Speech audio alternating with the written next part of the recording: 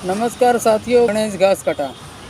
साथियों, गई काले होली नो उत्सव गयो। काले होली नो पर्व होली उजवाई काले अने आजे धोखानो दिवस है। आवती काले धूळेटी है।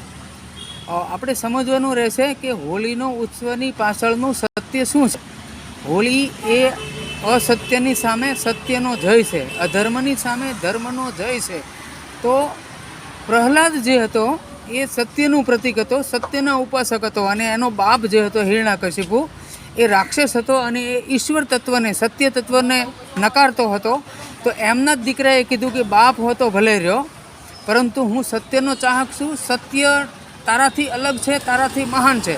અને એટલા માટે એના બાપે વિવિધ પ્રકારે પ્રહલાદને મારવાના પ્રયત્નો કર્યા, વિવિધ પ્રકારે। એવું કહેવાય છે કે હાથીની નીચે કચડવાનો પ્રયાસ કર્યો, એવું કહેવાય છે કે પર્વત પરથી એને ફેંકવામાં આવ્યો, એવું કહેવાય છે કે એને સમુદ્રમાં ફેંકવામાં આવ્યો। અને એમ છતાં એમનો નાશ ન થયો। તો એમની ફઈ એટલે કે હોલિકા, એને એવું વરદાન હતું કે એ આગમાં જલે નહીં। આ બધા પ્રતીકો છે, રૂપક છે। વાસ્તવમાં એવું કશું હોતું નથી, પરંતુ એવું સમજીએ આપણે કે હોલિકા પાસે કોઈ એવું વસ્ત્ર હતું કે એ વસ્ત્ર દ્વારા જ્યારે એ આગની અંદર જાય છે તો જલતી નથી।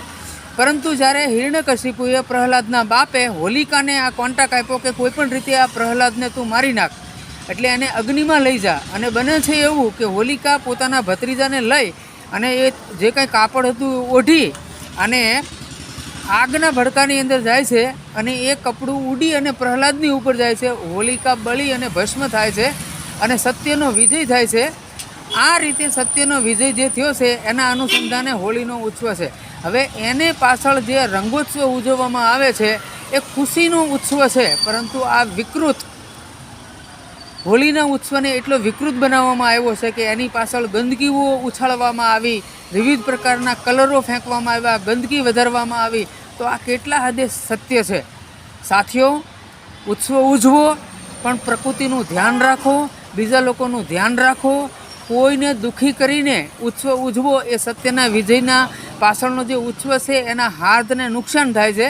તો સાથીઓ, હોળીનો ઉત્સવ આવતીકાલે ધૂળેટી તમે ઉજવો, પરંતુ કોઈને નુકસાન ન થાય, પ્રકૃતિને નુકસાન ન થાય એ રીતે ઉજવો। નમસ્કાર, ગણેશ ઘાસકાટા।